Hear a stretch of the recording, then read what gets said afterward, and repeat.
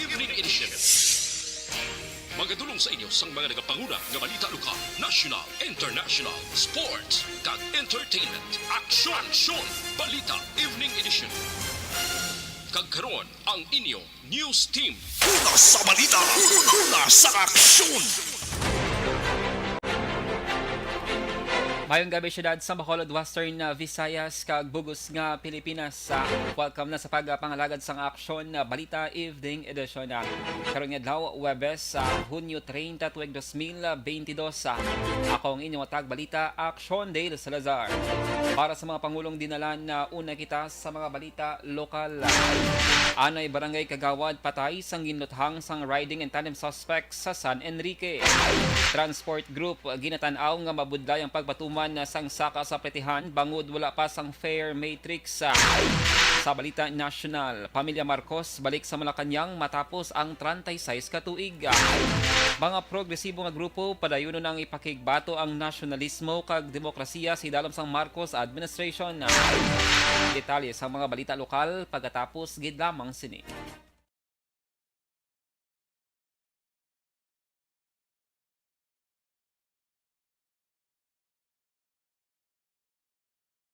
And the winner for Digital Storytelling Best Social Media Video is John Dale Salazar, Bacolod, Aksyon Radyo Bacolod, Nurse, BHW, kag iban pa. Magluwas sa mga frontliners nga nagarisgo sang ila kabuhi sa sulod sang hospital. Nagakaangay man. Bayong gabi sa mga ka-aksyon namon and especially sa mga netizens, mga followers sa Aksyon Radio Bacolod. Padayon lang sa pag-comment sang inyo sini mga greetings sa comment section sa aton sini nga Facebook Live. Sa aton sini nga pagpangalagad karon nga Thursday night energy mga ka-aksyon. And dugay-dugay aton ni sa isahon ang inyo sini mga greetings nga ginapadala sa aton sini nga social media pages. Good evening lang kay Madam Ana Sinoro. Mayong gabi, salamat sa pag-tuning in. And then araman si Gerald Hermino. Present, monitor via radio diri sa may Villasola, Bayawan City, Negros Oriental. Oy, madamo gid nga salamat Sir Gerald Hermino sa pag-tune in tonight. We are live as well sa official nga YouTube channel sa Aksyon na Radio Bacolod. Kung nagabisyo inyo sa mga Facebook, pwede ka mo makakadto sa youtube.com, search lang Aksyon na Radio Bacolod, may alamang live stream.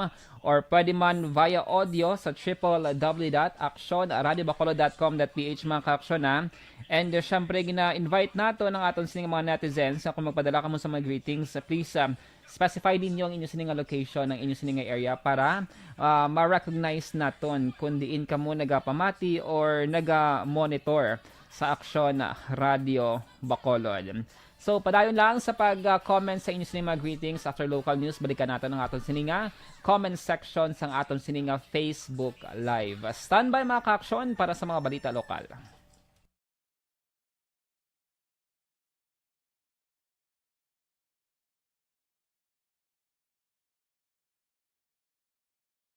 And the winner for Digital Storytelling Best Social Media Video is John Dale Salazar, Bacolod, Aksyon Radyo Bacolod, Nurse, BHW, kag iban pa. Magluwas sa mga frontliners nga nagarisgo sang ila kabuhi sa sulod sang hospital. Nagakaangay man nga tagan naton sa pagkilala ang mga frontliner nga nagatrabaho sa sulod sang isolation facility. Ang mga doktor kag nurse nga nagarisgo man sang ila kabuhi sa pagtatap sa mga symptomatic kag mild COVID cases. Ang mga barangay health workers nga gin-assign sa isolation facility, mga cook nga nagaluto sa mga pagkaon sa mga COVID positive, ang extraction kag disinfection team sang syudad, ang mga utility personnel nga nagakuha sang basura sang mga pasyente. Ini ang mga frontliners kag nakit-an ko ang ila sakripisyo apisar sang manubo nga sweldo o kun allowance halin sa gobyerno. Ako si Aksyon Dale, COVID positive sadto. Naka-recover sa masakit bangod sa bulig sang sini nga mga tawo. Madamo gid nga salamat sa tanan nga frontliners.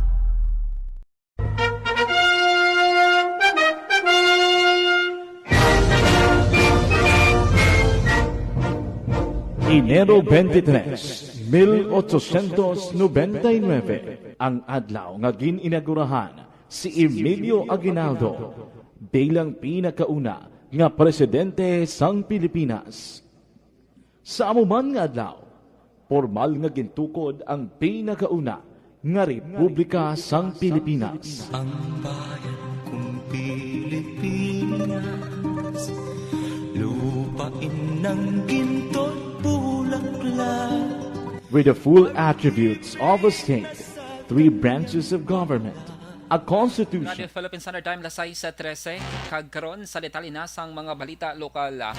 Patay ang anay kagawad matapos kinuthang sang ginaligal riding in tandem suspect sa may corner Pescadera, Candelaria, Barangay Poblacion, Banwasang San Enrique, mga alas 5:50 kinasing aga Webes nga adlaw. Ginpahag ni Major Bonifacio Aral ang hepe sang San Enrique Police Station. Ginkilala na patay kay Alejandro Azcarate, 57 anyos, kag residente sang Purok 5, Barangay Nayon sa mga Banwa. Nagwa sa investigasyon sa kapulisan nga posible may personal nga transaksyon ang biktima kag ang duha ka suspect nga gikan sa dungkaan sang nagabaligya sang isda o kon komisyonan sa mga Banwa kag ginahibalo pa ang posible rason sa pagpaniro. Ginpahag sa hepe nga wala man nakaparecord si Azcarate nga may pagpamahong sa iya kabuhi. Ginpahag ni Ara nga may 3 ka igo sa ulo si Azcarate nga mong ginunaan sang iya kamatayon. Na-recover naman sa crime scene ang 3 ka basiyo sang kalibre 45 nga armas tathang. Sa karon padayon pa nga ginapadalman sang kapulisan ang ini nga kaso. Siguro sir, basi na-meet kaming 2 ka suspect. So, address sila sir, nag-meet sa Barangay Poblacion nga rin nga yung address is Barangay Nayon. So, may personal sila siguro sa mga transaksyon kapag meet nila dito sa Barangay Poblacion dito sa Sir Gintiro. Nabatian si Police Major Bonifacio Aral ang hepe sang San Enrique PNP. May kabudlayan suno kay samahan ng mga super at operators sa Negros Occidental, Constone Chairman Albert Villanueva ang pagpatuman sang pagsaka sang pletihan matapos nila ang ginaprubahan na sang LTFRB. Suno kay Villanueva, ginakangawan ini sa mga drivers sa operators bangot posible ini nga magtugas sang paglalisay sang driver kag pasahero bangot wala sang may ginhatag nga fare matrix o kon written documents ang LTFRB. Ginpahag sini nga may mga pasahero nga nagapangita sang basihan kag susiya paglapas sa li ang pagpanukot sang dugang nga pletihan kung wala sang may ipakita nga fare matrix. May kabudayan man bangod wala sang pamangkutan, ilabi na nga wala sang opisina ng LTFRB diri sa may Negros Occidental. Naibaloan nga ginaprobahan sang LTFRB ang saka sa pletihan kag ang Undok Transport Group sa Bacolod ang magapatuman man sang 12 pesos nga plete umpisa buwas nga adlaw Hulyo 1. Kung paano i-implementar? Kag pangitaan karon ng pasahero ang mga driver ang taripa na limited via sa ila, wala lang ipakita ang driver. So, ano pala ang dapat na ibuon? Nabatyan si Stone Chairman Albert Villanueva. Sa iban nga balita lokal, nagalaom ang hanay sa mga negosyante diri sa mga syudad sa Bacolod nga mapatuman ni President Ferdinand Marcos Jr. ang iya ginplastar nga roadmap o kon policy direction sang iya administrasyon. Suno kay MBCCI Chief Executive Frank Carbon, ang kaundan sa inaugural speech sang presidente ang nakasentro lamang sa pangkabilugan nga plano sang iya administrasyon apang kun paano ini patuman ang nagapabilin sini nga misyon sa palaabuton. Suno kay Carbon, ginabi-abi man nila ang paghatag ni Marcos sang prioridad ilabi na sa issue sang peace and order, food security, ikaayong lawas sa presyo sang kuryente kagatong nga makabig nga pangunang problema sang Pilipinas. Nagalao man ini nga kuntani mapatuman sang presidente ang iya mga plano kag programa para sa benepisyo sang bilog nga mga Pilipinhon kag hindi lamang para sa interes sang pila ka mga individual o kon sektor. Ma-lay down na sila sang roadmap, no, in general terms. Wala na sila detalya. Pero what I like ng roadmap is ang una, this is very important for economic development, is peace and order. Talk about peace. Nabatian na si Frank Carbon sang MBCCI. Formal na gin-turnover ang mga dokumento sang local government unit sa incoming administration sa mga syudad sa Bacolod subong adlaw Huwebes. Suno kay re-elected Congressman Greg Asataya, ginbase ang mag-turnover ng mga dokumento sa listahan nga ginmando sang DILG. Pagpahayag sang kongresista nga mga dokumento ang yara na karon sa kustodiya sang Office of the Mayor pinaagiman kay Secretary to the Mayor Attorney Carol Joseph Chu. Pagkatapos sang turnover, pag-ausisaon man sang incoming administration ang detalye sang mga dokumento. Ging klaro maniga sa tayang nga pisan nga kompleto ang dokumento base man sa listahan reports pa lamang ini kag may ginapangita pa ang incoming administration sang mas detalyado nga mga dokumento. In turnover ang mga documents no na as mandated by DLG na i-turn over from the previous or from the outgoing administration to the incoming pang isa-isa kung ano nga mga papeles no. Nabatian ang tingog ni Congressman Greg Gasataya. Sa katapusan nga balita lokal, nagpasalamat Sunday anay Kabangkalan City Mayor Pedro Zayco kag sila Mayor Mark Goles sa mga pumuluyo nga nagsuporta sa ila mga administrasyon. Una nga nagpresentar sa iya mga nahimuan si Zayco pagiman sa programa nga may tema nga walang hanggang pasasalamat. Pila sa mga kontribusyon nga iya ginpresentar ang mga paghimo sa Kabangkalan bilang syudad sadtong 1997 kag pag-establisar sa syudad bilang economic hub sa Southern Negros. Samtang nagpasalamat man si Goles sa mga taga-silay nga nagsuporta sa iya sa sulod sang duha ka termino o kun anong katuig nga pagserbisyo bilang local chief executive. Pila sa mga legasiya nga ginpresentar ni Goles mo ang madamo nga lokal kag national awards nga nabaton sang silay, pagpasangkad man sang job opportunities sa proyekto sa infrastruktura kag pagpanubo sa crime volume sa silay. Si Zayco ang ginbusla ni Benji Miranda bilang alkalde sa Kabangkalan, samtang si Judith Galiago naman amo ang nagbulos kay Goles sa pag-alkalde sa syudad sang Silay. Una sa balita, una sa aksyon. Action Radio Philippine Standard Time, lasay sa 20 D3 Biofood Supplement mga ka-aksyon. Ang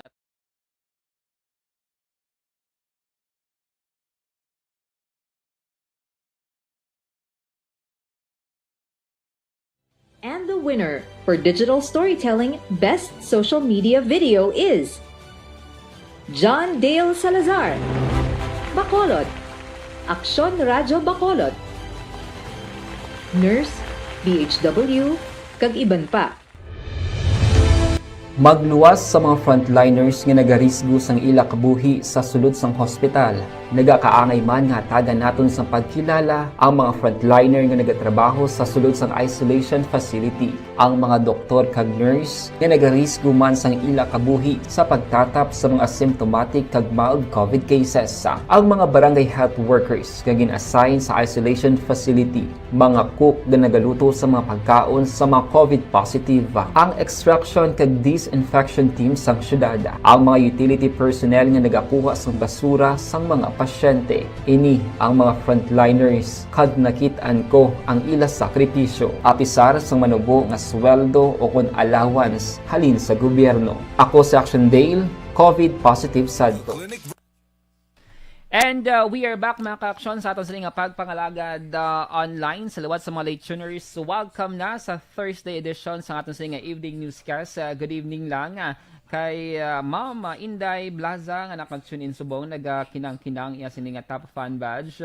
And good evening man kay Sir Ray Flores sa Barrioga nga nagka-monitor man subong nga kagab ihon. By the way mga ka-aksyon kung may masumalang kamo dira nga mga insidente krimen o kung spot news kung baga sa inyo sining komunidad o kung samtang nagapapuli kamo, may nalabyan kamo nga mga aksidente, feel free lang ipadala ang inyo sining mga litrato, mga initial information pagiman sa official Facebook page sa Aksyon na Radio Bacolod or pwede man pagi sa ARB Community. I-search lang mga ka-aksyon, Aksyon Radio Bacolod Community, isa ini siya ka private group nga naga-cater sang mga information sa mga netizens, sa mga pumuluyo. Pwede nyo dira ma-share ang mga information nga pwede ma-follow up sang patrol or news team.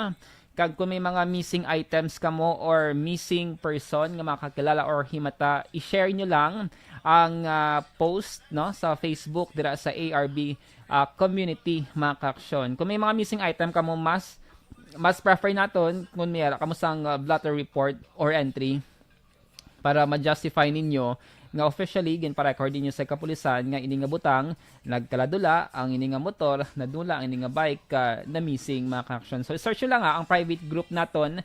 It's Aksyon Radio Bacolod Community or ARB Community, mga ka-aksyon. Oy, naghingagaw sa aton sining Facebook Live si Madam Athea Kim Eriman.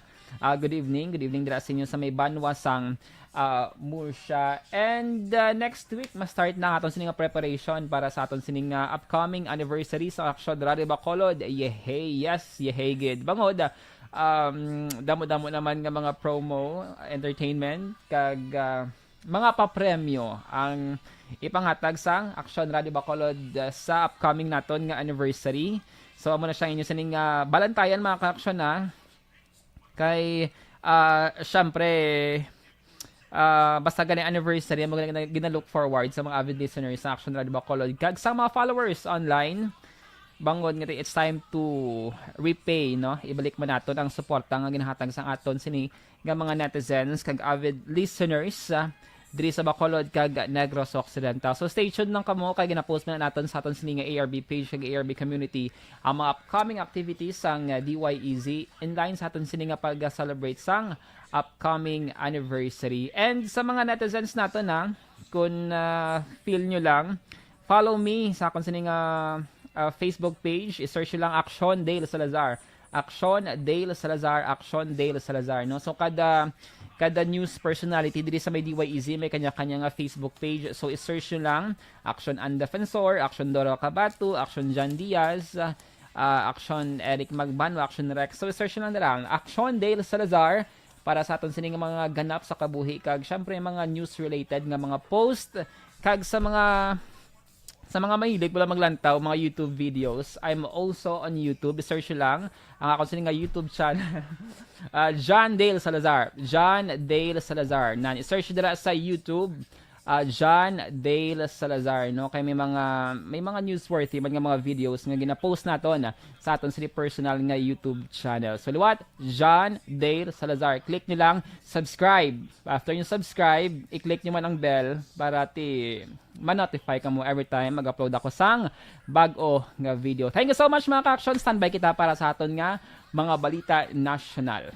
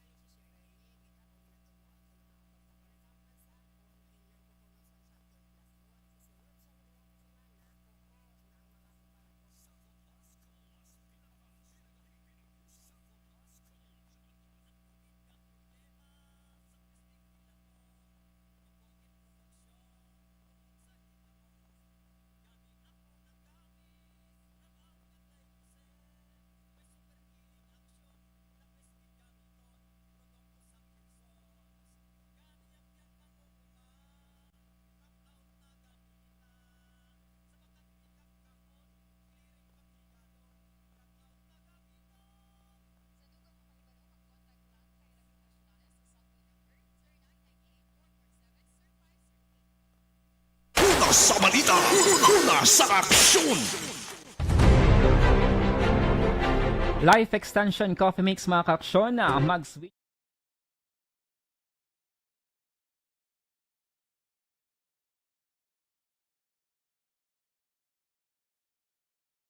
And the winner for Digital Storytelling Best Social Media Video is John Dale Salazar, Bacolod, Aksyon Radio Bacolod, Nurse, DHW, kag iban pa. Magluwas sa mga frontliners nga nagarisgo sang ila kabuhi sa sulod sang hospital. Nagakaangay man nga tagan naton sang pagkilala ang mga frontliner nga nagatrabaho sa sulod sang Detalye na sang mga balita nasyonal. Balik na sa Malacañang ang pamilya Marcos matapos ang formal nga pagpanumpa ni President Ferdinand Marcos Jr. bilang ika-17 nga presidente sang pungsod Pilipinas kaina sang udto. Ini matapos ang 36 katuig sang nagpalagyo si Ferdinand Marcos Sr. kag ang iya pamilya sa pungsod kasunod sang pagkakasini sa pwesto bangod sa people power. Si Marcos Jr. sa 64 anyos ang nagpanumpa kay Chief Justice Alexander Hesmundo sa National Museum. Nagligad nga Mayo 9 nga eleksyon, gindominar ni Marcos Jr. ang eleksyon matapos nakakuha sang masobra 31 milyones ka mga boto. Nagpabutyag ang mga militante nga grupo nga hindi sila mag-atras sa bato kay President Ferdinand Marcos Jr. kag padayuno nilang pagpakig-away para sa nasyonalismo kag demokrasiya. Suno kay Anay Bayan muna representative sa Turo Campo. Handa silang magpatigan sang rally protesta kung ang mga pulisa sang Marcos administration ang hindi mabatonan. Subong adlaw pila ka mga progresibo nga grupo ang nagpadulong sa mga nagkalain-lain nga rally sites para protestahan ang inaugurasyon ni Marcos. Langin sentro sang rally ang padayong nga pagpakig-away batok sa historical revisionism hag ang mga demanda sang mga tawo sa matud-tuod nga pagbago. Nagpasiguro naman si President Ferdinand Marcos Jr. nga iaaktuhan ang mga kakulangan sang gobyerno angot sa pandemic response kag nagpahayag nga wala sang sekreto angot sa public health. Sa inaugural speech, ginpahayag ni Marcos nga isa siya sa mga nauna nga naigos ang COVID-19 sa Pilipinas. Nagpromisa si Marcos nga ang pungsod ang hindi mangin unprepared, under-equipped kag understaff sa pagpakig-away sa masunod nga mga pandemya. Ginpahayag sini nga ang pagtrabaho sa mga medical workers sa luwas ang pungsod bangod hindi man sila mabayaran sang Pilipinas apisar nga parehas ang risgo kag workload diri sa pungsod. Nagpasiguro man si Marcos nga ini ang magabag-unay labi na nga ginpili sini ang migrant workers advocate nga si Susan Ople para pamunuan ang Department of Migrant Workers. Una sa balita, una sa aksyon. Action Radio Philippines Standard Time las 6:30. Inyo nabatian ang kabugusan nga mga balita sa Aksyon Balita Evening Edition. Karon nga daw Webes Hunyo 30 tuig 2022. Sa liwat akong inyong atag balita Aksyon Dale Salazar. Una sa balita, una sa aksyon sa Bacolod Action Radio.